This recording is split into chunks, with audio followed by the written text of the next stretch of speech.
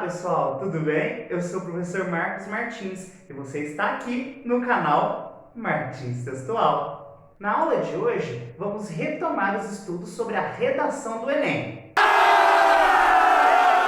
Depois de termos feito as considerações iniciais e falado sobre o planejamento textual, extremamente importante, vamos dar continuidade e adentrar na parte de estrutura da redação. Então, vem comigo aqui.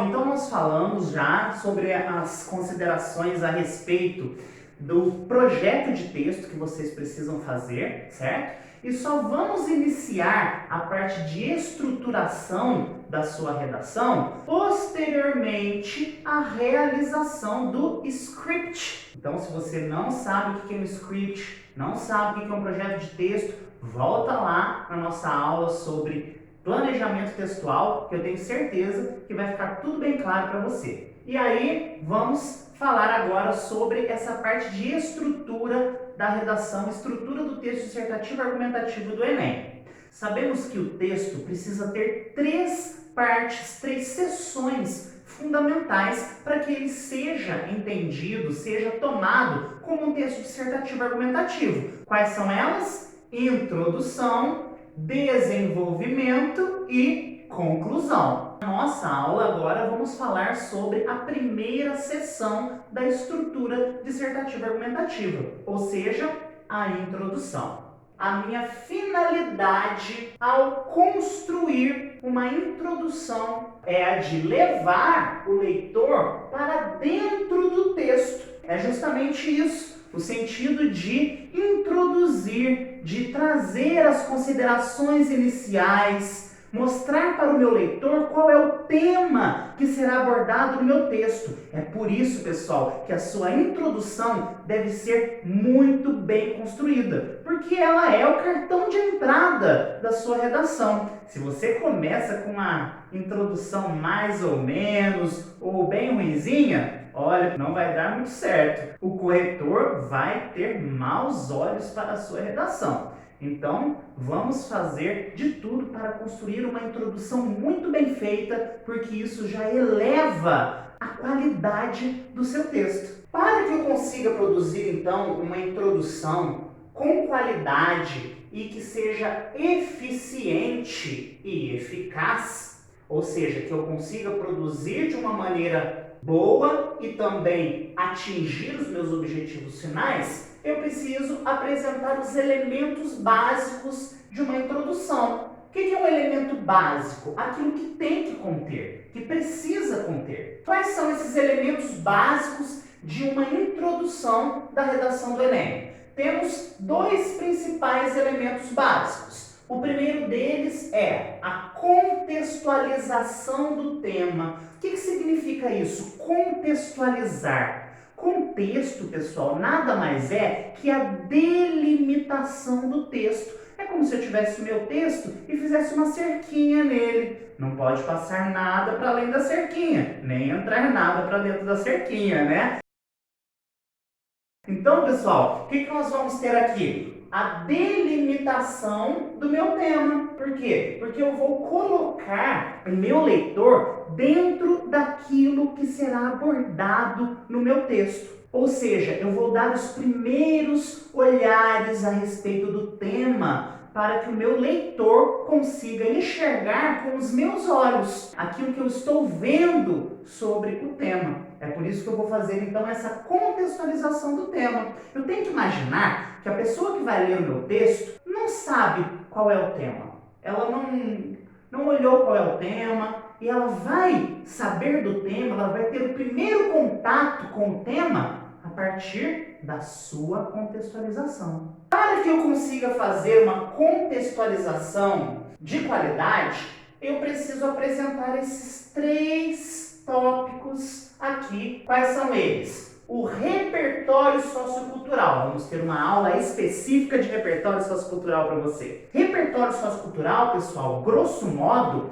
são todos os conhecimentos adquiridos por você ao longo de sua formação, ao longo de sua permanência em sociedade, todos os textos com os quais você se deparou. Seja ele um texto filosófico, um filósofo, seja ele um texto sociocultural, um filme, uma música, um documentário, um livro, dados estatísticos. Na sua redação, aqui na seção de introdução, esse seu repertório sociocultural vai ser chamado de repertório inicial. Em geral, é interessante que você apresente um livro, apresente uma fala de um filósofo. Não comece logo com dados estatísticos, não tem importância, é um repertório sociocultural, mas deixe os dados estatísticos lá para o seu desenvolvimento. É uma estratégia melhor, porque os dados estatísticos como são dados oficiais, confiáveis, dão uma credibilidade maior para a sua argumentação. Então não gaste por enquanto. Coloque um livro, coloque o pensamento de um filósofo ou algo nesse sentido. Depois do repertório sociocultural, pessoal, temos que fazer a correlação com o tema. Este repertório, eu não posso colocar lá uma fala de algum filósofo que não tenha nada a ver com o meu tema. Não posso colocar um livro, citar um livro, um filme que não tenha nada a ver com o meu tema. Então eu tenho que tentar buscar a correlação entre o repertório utilizado e o tema da redação. Tudo bem? É muito importante fazer isso. E depois nós temos um outro período, lembrando que os períodos vão até os seus pontos finais. Este meu período aqui, ainda da contextualização, vai ser sobre a problematização que eu vou trazer. Qual que é o problema que existe no meu tema? Existe algum problema nele que eu pude correlacionar e trazer aí esse repertório? Será que existe um problema de contradição com o meu repertório? Ou está corroborando o que o meu repertório disse? Então eu vou fazer essa problematização. Feito isso, pessoal, nós vamos partir para os dois elementos chave da introdução, ou seja, as partes principais da introdução. Isso aqui é importante? Muito importante. Mas isso aqui, queridos, é o núcleo da minha introdução. Por quê? Porque o meu texto, para ser dissertativo argumentativo, precisa conter a tese.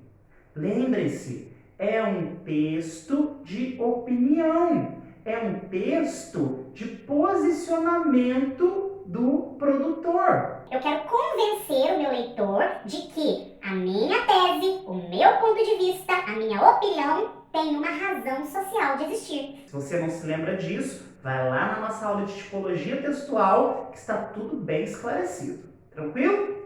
Bom, pessoal, eu preciso ter a tese da minha introdução, ou seja, a opinião, o ponto de vista. Lembrando, é um texto dissertativo argumentativo do Enem. Eu não posso colocar a primeira pessoa do singular e não é aconselhável utilizar a primeira do plural. Posso? Posso. Mas tenho que afastar ao máximo a subjetividade. Eu não posso me colocar ali no texto tão claramente. Eu tenho que fazer isso de modo implícito, ou seja, de modo indireto. Então vamos dar uma opinião objetiva, ou seja, na terceira pessoa do singular. Bom, além da minha tese, então dessa minha opinião que tem que existir aí na minha introdução, eu preciso ter também o que nós chamamos de núcleos argumentativos. O que é um núcleo argumentativo? Núcleo a gente pensa que é uma parte muito importante, não é verdade? Pense lá no núcleo da célula, por exemplo, onde está a nossa informação genética, né? Os cromossomos.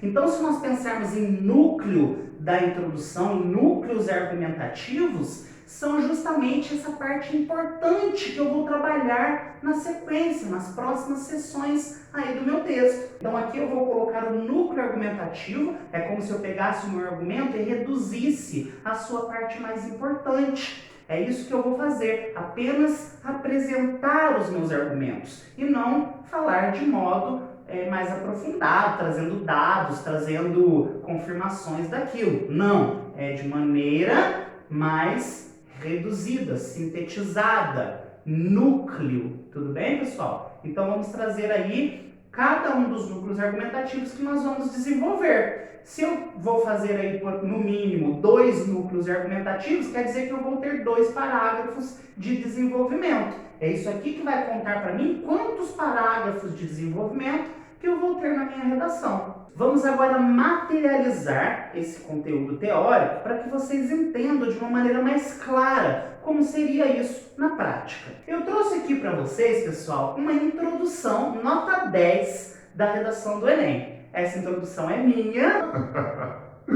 Eu tirei 940, né, na última edição, aí na edição 2019 do Enem. Não foi minha nota maior, né, mas tudo bem. E nesta redação aqui, pessoal, na introdução, na competência 2, que é justamente a competência voltada para avaliar a estrutura do texto dissertativo argumentativo e os elementos que a compõem, consegui a nota máxima de 200 pontos. Então vamos ver aí o que existe nessa introdução para que ela tivesse obtido aí uma nota de relevância. Eu vou fazer a leitura rapidamente com vocês e na sequência nós analisaremos os elementos. Na obra literária A Ilha, de Aldous Huxley, um náufrago é salvo pelo líder de uma ilha chamada Pala, um lugar utópico onde, aparentemente, não há problemas sociais e a população inteira, sem distinção, tem total acesso aos bens culturais de seu estado. Fora da ficção, entretanto, é notório que diversos meios culturais no Brasil não são democratizados, como o cinema. Tal problemática deve-se tanto à história de segregação socioespacial do povo brasileiro, quanto à negligência dos governantes na promoção de direitos constitucionais. Destarte, é imprescindível que o Estado proceda a medidas que efetivem o acesso à democratização do cinema no Brasil.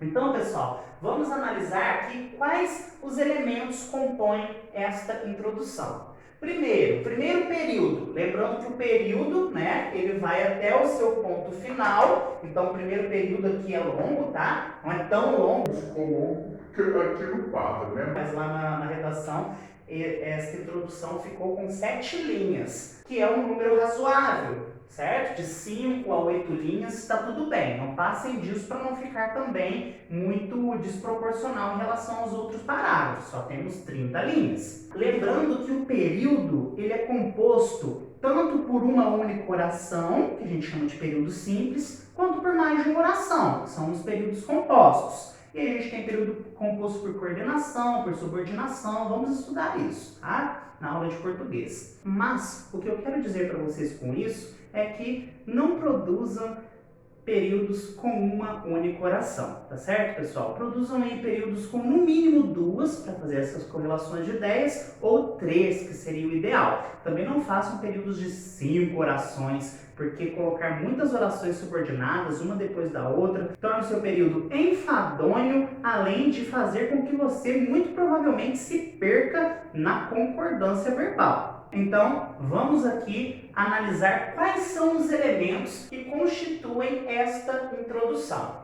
Vejam só, na obra literária A Ilha, né, neste primeiro período, então, nós temos aqui um repertório sociocultural já sendo lançado. Estou trazendo um repertório sociocultural de um texto literário, que se chama A Ilha. Isso é muito importante, tá, pessoal? É aí o primeiro passo da nossa contextualização do tema. É o que nós chamamos de repertório inicial. É esse que vem na introdução. E que, inclusive, é interessante que eu faça lá no último período da redação, na minha conclusão, uma retomada deste primeiro repertório para fechar, para dar o laço final. Então, vamos lá. Na obra literária A Ilha, de Aldous Huxley, eu trouxe mais uma informação, e isso é muito interessante fazer também. Traga uma informação a mais. Falou de um filósofo? Diga de onde ele é, ou diga alguma coisa sobre ele. Traga algum aposto, certo? Alguma explicação ali sobre quem é esta pessoa, ou esta coisa, este pensamento, este livro que você está trazendo. E aí eu vou contar um pouquinho sobre o que acontece. E aí eu vou contar um pouquinho sobre o que acontece neste livro, certo? Olha lá. Um náufrago é salvo pelo líder de uma ilha chamada Pala. Então, eu estou aí trazendo alguma informação sobre esta obra. E o que acontecia nessa ilha? Um lugar utópico, onde aparentemente não há problemas sociais. Então, estou trazendo essa questão do livro. E a população inteira, sem distinção, tem total acesso aos bens socioculturais de seu estado. Olha aqui, eu já querendo trazer, já querendo colocar o meu leitor a par do problema que eu vou trazer. Ó, os bens socioculturais do estado. Estou dizendo que lá em Pala, nessa ilha, todos que moravam ali, pelo menos aparentemente, tinham acesso, sem restrição, aos bens socioculturais. Então, depois de trazer este repertório sociocultural, eu vou trazer agora a problematização juntamente com a correlação ao tema. Vejam só, fora da ficção, muito importante fazer isso. Olha que esse segundo período eu comecei com fora da ficção. Entretanto, por que fora da ficção? Porque eu estava falando de uma obra literária. É um ambiente ficcional, certo? Então agora eu vou trazer o meu leitor para o problema da vida real, para dizer o que está acontecendo na realidade. Então eu vou fazer tanto essa problematização quanto a correlação com o tema. Na realidade, está igual ao que acontecia na ficção? Na realidade, está diferente do que acontecia na ficção? Eu vou fazer essa correlação. É isso que eu preciso fazer. Tranquilo, pessoal? Então olha lá. Fora da ficção, entretanto, vejam essa palavrinha, entretanto, sinônimo de mas, porém, todavia, contudo. O que quer dizer entretanto? Quer dizer oposição de ideias. Então, estou utilizando este conectivo intraparagrafal para fazer a correlação com outro período, passando uma ideia de oposição. Se entretanto significa oposição, quer dizer que tudo que eu vou falar aqui para frente está se opondo ao que foi dito anteriormente. Então, vou trazer um contraponto, um contrapeso ao que eu falei antes, certo? Então, vejam só. Fora da ficção, entretanto, é notório que diversos meios culturais, sinônimo para não ficar repetindo, bens socioculturais, meios culturais, no Brasil, trazendo meu limitador espacial para o texto, no Brasil, não são democratizados. Olha o problema. Trouxe o problema. Não são democratizados. Estou fazendo essa afirmativa. Como o cinema. Correlacionei ao tema. O que eu vou fazer agora? Agora eu vou fazer a parte principal da minha introdução. Não quer dizer que essa daqui não seja. Essa daqui é bastante importante. Mas aqui é que está o suprassumo, tá, pessoal? Aqui é que está a parte mais importante. Por quê? Porque tem a tese e os núcleos argumentativos. É o que faz o meu texto ser uma dissertação argumentativa, tá bem? Ter tese e argumentos.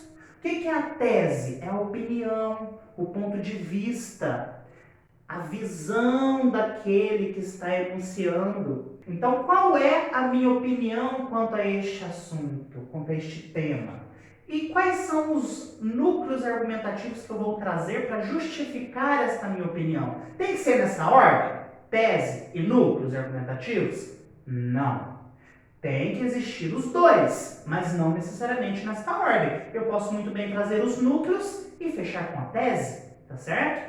Tanto faz. Você decide o que achar que vai ser mais eficaz para você conseguir atingir o seu objetivo. Eu fiz o contrário, eu trouxe os núcleos e finalizei com a tese. Vejam só este próximo período. Então aqui, ponto final. Tal problemática, então aqui estou fazendo uma referência anafórica, tal problemática. Quem que é tal problemática? Esse período aqui, tá certo? O meu segundo período. Então o que eu vou fazer aqui no terceiro período? Vou trazer os núcleos. Olha lá. tal problemática deve-se tanto a. Quando eu digo deve-se a alguma coisa, quando uma coisa se deve a outra, eu estou dizendo que essa daqui é a causa e essa daqui é a consequência, tá? Quando eu digo que A deve-se a B, B é a causa e o A é a consequência. O A só aconteceu porque o B ocasionou aquilo. O A é o efeito. Então quer dizer que eu estou trazendo aqui as causas dessa problemática. Quais são? A história de segregação socioespacial do povo brasileiro. Então este é o meu N1, núcleo argumentativo 1. E também, quanto a. Quando eu faço essa correlação tanto quanto, eu estou dizendo que são as duas coisas. Então, eu estou somando os núcleos, tá bem? Eu poderia fazer outra ideia, causa e consequência, ou oposição entre os núcleos, mas aqui eu estou somando os núcleos. Quanto à negligência dos governantes na promoção de direitos constitucionais. Esse é meu núcleo 2. Olha só, eu trouxe os governantes. Ah, professor, eu ouvi falar que não podia falar mal do governo. Você não pode falar mal do governo. Eu não estou falando mal do governo. Eu estou falando uma realidade. Certo? Eu não estou colocando juízo de valor ali. Eu estou dizendo uma realidade. A negligência dos governantes. Não estou ferindo direitos humanos. Não estou falando de uma maneira informal. Está tudo adequado, de acordo com o que se pede aí nas etiquetas de uma dissertação do Enem, tá certo? Então eu posso falar sim. Ah, professor, mas eu posso falar de partido, de algum governante específico? Até pode, desde que você tenha uma fonte para justificar isso que você está dizendo. Um site de uma revista, de um jornal, um noticiário que falou aí sobre algum deles. Então, galera, vejam só, estes são os meus 2 núcleos argumentativos. Se eu tenho 2 núcleos argumentativos, consequentemente, eu vou ter 2 parágrafos de desenvolvimento. E eu vou utilizar esses parágrafos de desenvolvimento para abordar de uma maneira mais aprofundada sobre esses núcleos argumentativos. Vamos agora ver o último período desta introdução. Destarte. E que é isso, professor? Restart? Start de videogame? Não, pessoal. Destarte é um conectivo, igual ao entretanto, que também é um conectivo intraparagrafal. O destarte também, tá? Neste caso aqui, ele está agindo como um conectivo intraparagrafal, de dentro do parágrafo, entre os períodos. Porém, ele não quer dizer a mesma coisa que entretanto. Enquanto o entretanto é de oposição de ideias, o descarte é de conclusão. É como se eu dissesse, sendo assim, assim sendo, desse modo, dessa maneira, dessa forma, portanto. Então, o destarte é a mesma coisa que esses outros conectivos. Então, vamos lá. Destarte é imprescindível que o Estado proceda a medidas que efetivem. Quando eu estou dizendo isso daqui, é imprescindível que eu estou dizendo qual é o meu posicionamento em relação ao tema. É imprescindível, é de suma importância, é necessário, é fundamental. Estou emitindo a minha opinião, mas eu disse eu acho, eu acredito, eu penso que... Não, eu não coloquei de maneira subjetiva. Eu coloquei sim a minha opinião, mas de modo objetivo. Olhem este verbo aqui, o verbo ser, na terceira pessoa do singular do presente do indicativo. É imprescindível.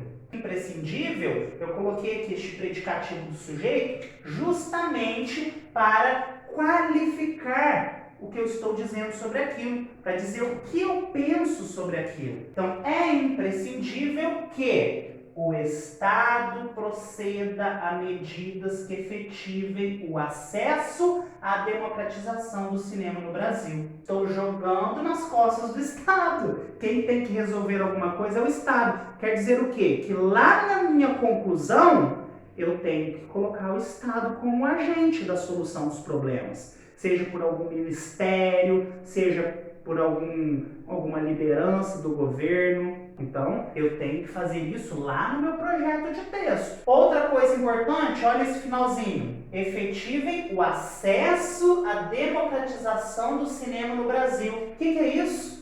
O tema da minha redação. Extremamente importante que o tema da redação apareça na redação. Ele tem que aparecer. Precisa ser na introdução? Não necessariamente. Ele tem que aparecer em algum lugar no seu texto. Tem que ser exatamente com as palavras que estão ali? Não necessariamente. Você pode sim fazer uma sinonímia, certo? Mudar algumas palavras ali que sejam sinônimas. Mas o tema tem que aparecer. Então, pessoal, esta introdução aqui apresentou todos os elementos, por isso recebeu nota 200, ou seja, nota 10. Bom, meus queridos e minhas queridas, por hoje é só. Eu espero que vocês tenham compreendido e gostado. Galera, deixem aí os seus comentários, falem o que vocês acharam sobre esta aula.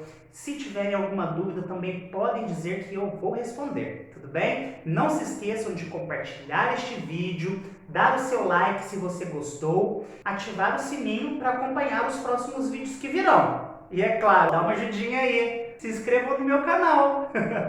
Muito obrigado, pessoal, e um beijão, até mais!